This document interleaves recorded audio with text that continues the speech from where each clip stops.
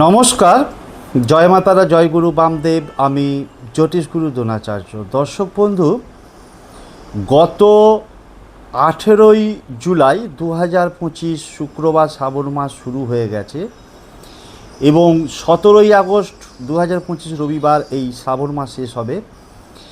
এর মধ্যে চারটে যে সোমবার, প্রথম সোমবার হচ্ছে 21শে জুলাই, দ্বিতীয় সোমবার 28শে জুলাই, তৃতীয় সোমবার 4 আগস্ট, 4 আগস্ট এবং শেষ সোমবার হচ্ছে 11ই আগস্ট। তো দর্শক বন্ধু, আমরা অনেকেই শিবের মাথায় জল ঢালবো, কিন্তু সঠিক পদ্ধতিটা কী সেটা কিন্তু 99% মানুষ জানে না।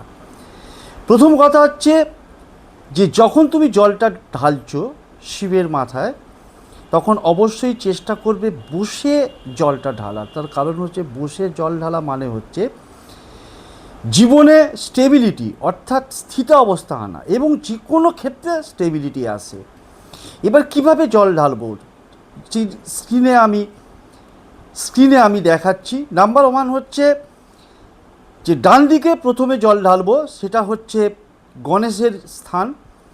নাম্বার 2 যেখানে লেখা আছে সেখানে দ্বিতীয়বার জল ঢালবো, সেখানে হচ্ছে কার্তিকের স্থান।